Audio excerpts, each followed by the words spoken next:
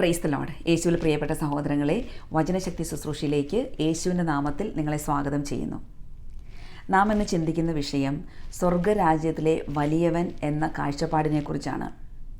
ഈ ലോകത്തിൽ നാം ജീവിക്കുമ്പോൾ നമ്മളിൽ എല്ലാവരും തന്നെ ആഗ്രഹിച്ചിട്ടുണ്ട് ഒന്നാമതാകാനും, ഏറ്റവും നല്ലതെന്നുള്ള പേര് കേൾക്കാനും, പ്രശംസിക്കപ്പെടാനും, നാം ചെയ്യുന്ന പ്രവൃത്തികൾ, നാം ചെയ്യുന്ന ജോലികൾ അതൊക്കെ അംഗീകരിക്കപ്പെടാനും, മറ്റുള്ളവർ നല്ല വാക്ക് പറയാനുമൊക്കെ നാം ആഗ്രഹിച്ചിട്ടുണ്ട്. ഒരു വലിപ്പത്തിന് വേണ്ടി നാം ആഗ്രഹിച്ചിട്ടുണ്ട്. ഈ ലോകത്തിൽ മനുഷ്യരുടെ ഇടയിൽ അല്ലെങ്കിൽ ആൾക്കൂട്ടത്തിനിടയിൽ നമുക്കൊരു സ്ഥാനം, ഒരു വലിമ, അത് നാം ആഗ്രഹിച്ചിട്ടുണ്ട്. എന്നാൽ സ്വർഗരാജ്യം വലിപ്പം നിശ്ചയിക്കുന്നത്, നമ്മുടെ വലിമ നിശ്ചയിക്കുന്നത് വേറൊരു അളവുകോൽ ഉപയോഗിച്ചാണ്. അതിൽ വിശുദ്ധ മത്തായിയുടെ സുവിശേഷം 18-ാം അധ്യായം 4-ാം വാക്യത്തിൽ ഈശോ പറയുകയാണ്, ഈ ശിശുവിനെ പോലെ സ്വയം ചെറുതാകുന്നവനാണ് സ്വർഗരാജ്യത്തിലെ വലിയവൻ. Praise the Lord. ശിഷ്യന്മാർക്കും ഈ വലിപ്പത്തെക്കുറിച്ച് ഒരു സംശയമുണ്ടായിരുന്നു. അതുകൊണ്ട് അവർ ഈശോയോട് ചോദിച്ചു, ആരാണ് സ്വർഗരാജ്യത്തിലെ വലിയവൻ?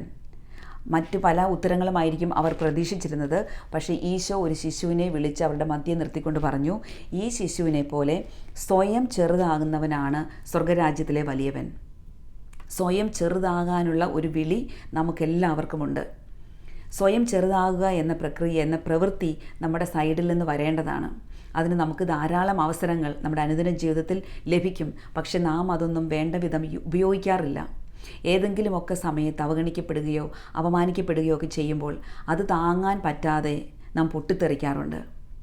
പലപ്പോഴും ദൈവം നമ്മുടെ ജീവിതത്തിൽ നാം അവഗണിക്കപ്പെടാൻ അനുവദിക്കുന്നത് എന്തുകൊണ്ടാണ് എന്ന് നാം ചിന്തിച്ചിട്ടുണ്ടോ?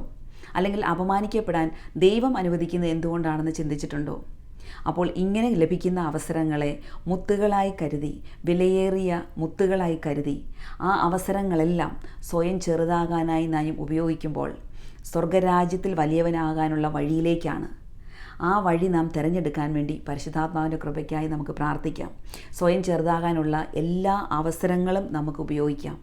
ക്ഷമ ചോദിക്കേണ്ടടുത്ത് ക്ഷമ ചോദിച്ചും, താഴേണ്ടടുത്ത് താഴ്ന്നും, അപമാനിക്കപ്പെടുകയോ അവഗണിക്കപ്പെടുകയോ ചെയ്യുമ്പോൾ ദൈവത്തെ പ്രതി നിശബ്ദത പാലിച്ചുകൊണ്ട് മാറിപ്പോകാൻ ശ്രമിക്കുകയോ, അങ്ങനെ പല രീതിയിൽ പരിശുദ്ധാത്മാവ് പ്രേരിപ്പിക്കുന്ന രീതിയിൽ സ്വയം ചെറുതാകാനുള്ള വഴികൾ നമുക്ക് തിരഞ്ഞെടുക്കാം. അതിനായി ദൈവം നമുക്കൊരു പ്രത്യേക കൃപ തരട്ടെ. പരിശുദ്ധാത്മാവിൻ്റെ ശക്തി നമ്മളിൽ നിറയട്ടെ. വചനത്തിൻ്റെ ശക്തി നമ്മളിൽ നിറയട്ടെ. ഈ വചനം എപ്പോഴും ഹൃദയത്തിൽ നമുക്ക് ഓർത്തുകൊണ്ടിരിക്കാം. ഈ ശിശുവിനെ പോലെ സ്വയം ചെറുതാകുന്നവനാണ് സ്വർഗരാജ്യത്തിലെ വലിയവൻ. സ്വർഗരാജ്യത്തിലെ വലിയവരാകാനുള്ള ഈ വഴി, ഈ ഒരു വിളി നമുക്ക് സ്വീകരിക്കാം. ചെറുതാകലിൻ്റെ വഴി നമുക്ക് തിരഞ്ഞെടുക്കാം. ദൈവം നമ്മളെല്ലാവരെയും അനുഗ്രഹിക്കട്ടെ. ആമേൻ.